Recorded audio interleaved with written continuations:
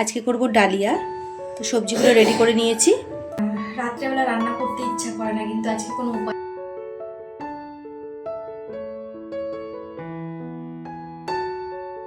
মটরশুঁটি আর একটু ধনে পাতা,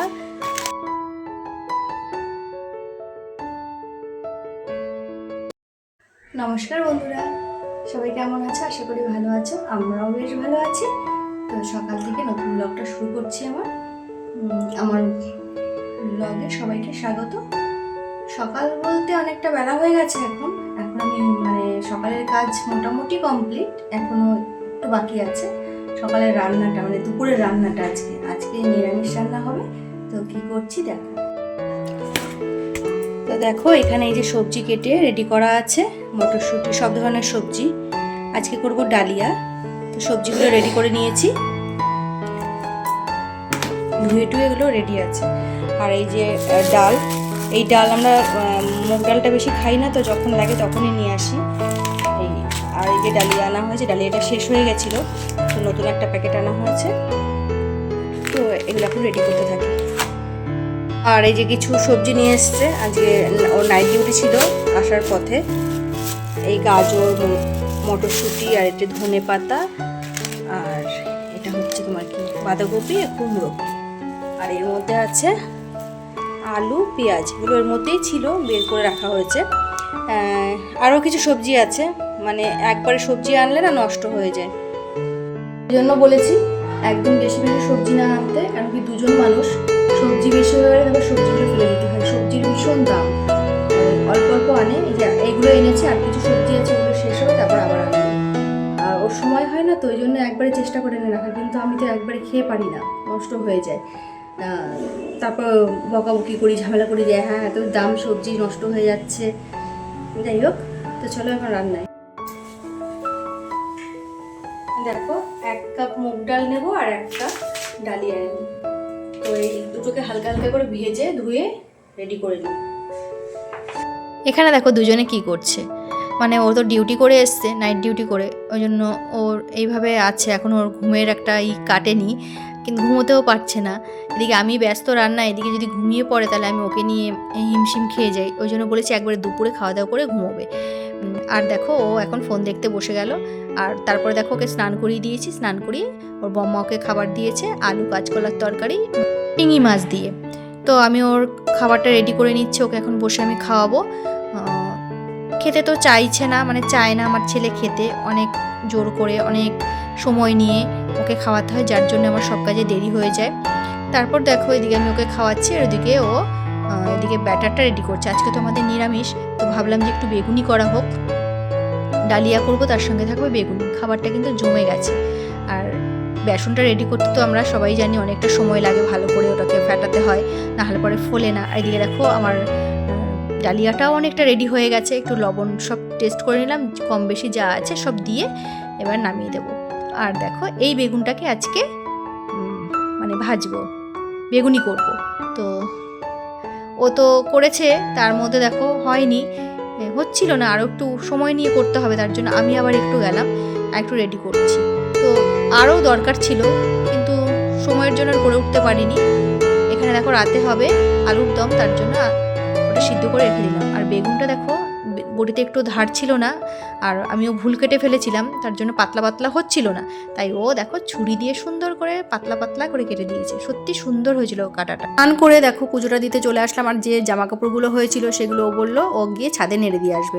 তো একটু কাজ এগিয়ে যাবে, নাহলে এখন আমি পুজোটা করেই সঙ্গে সঙ্গে আমাকে আবার রান্নাঘরে গিয়ে বেগুনিটা ভাজতে হবে। সেটা ভাজতে একটু সময়ের ব্যাপার, তাই জন্য এখন খাওয়ারও সময় হয়ে গেছে, এদিকে দেরিও হয়ে যাচ্ছে, তাই জন্য তাড়াতাড়ি করে রান্নাঘরে যেতে হবে। তার আগে দেখো রান্নাঘরে যাওয়ার আগে একটু মাথাটা আঁচড়ে নিলাম, সিঁদুরটা পরে নিলাম, একটু ক্রিম, শীতকালে একটু ক্রিম তো দিতেই হয়, ক্রিম না দিলে তো ঠিক ভালো লাগে না।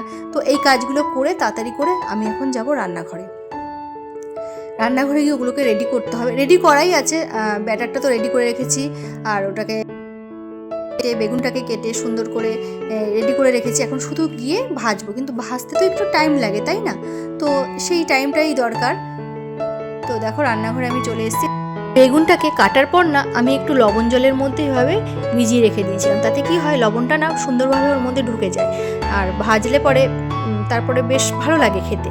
তাই জন্য দেখো এবার আমি ওই যে লবণ জল থেকে তুলে ব্যাটারের মধ্যে দিয়ে মানে বেসনের মধ্যে দিয়ে ভেজে নেব। আর বেগুনিটা এত সুন্দর হয়েছিল, খেতে খুব টেস্ট হয়েছিল আর সুন্দর ফুলেছিল, অনেকটা দোকানের মতোই হয়েছিল।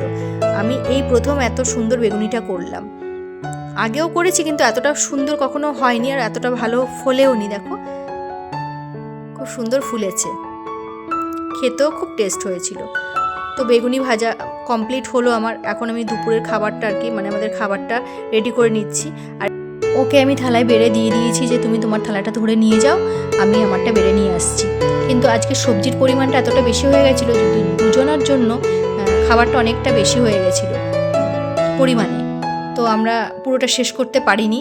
থালায় নিয়ে বসেছি, আবার ওই যে দেখো বাটিতে এক্সট্রাও আছে, তো শেষ করতে পারিনি। পরের দিন সকালে এটা আমাদের টিফিন হয়ে গেছিলো। সবজি বেশি দিয়ে করলে না বেশ খেতে টেস্ট হয়। আগে আমি এতটা পরিমাণে কখনো সবজি দিতাম না, কিন্তু এবার সবজিটা বেশি দিয়েছি, বেশ ভালো লেগেছে। কিন্তু ডাল আর ডালিয়ার পরিমাণটা একটু কম দিলে তাহলে আমাদের পরিমাণে ঠিক হতো, আমরা দুজনে শেষ করতে পারিনি খেয়ে। তারপরে খাওয়া দাওয়ার পরে যে কাজটা থাকে দেখো বাসন মাজা, সেই বাসনগুলো মেজে নিচ্ছি। খাওয়ার পরে যে বাসনগুলো হয়েছে মেজে ধুয়ে রান্নাঘরটা একটু পরিষ্কার করে নেব। পরিষ্কার করে তারপর দেখো আমি সচরাচর খাওয়ার পরেই জল খাই, খাওয়ার সময় আমি জল খাই না, তো এখন আমি একটু জল খেয়ে নেব। আর এখন যেহেতু ঠান্ডার সময়, আমি ঠান্ডা জল পুরোপুরি খাই না, আমি সবসময় ঠান্ডা গরম জল মিশিয়ে তারপরে খাই। তো এদিকে আমার কাজ শেষ হয়ে গেছে, এখন আমি একটু জল খাচ্ছি। দেখো এই দেখো বললাম তোমাদের জল খাওয়া হয়ে গেছে। এখন আমি এখানে এসেছি, ছেলে বসে আছে ফল খাচ্ছে আর ফোন দেখছে, আর আমিও চলে এসেছি এখন ওকে এখন ঘুম পাড়াবো।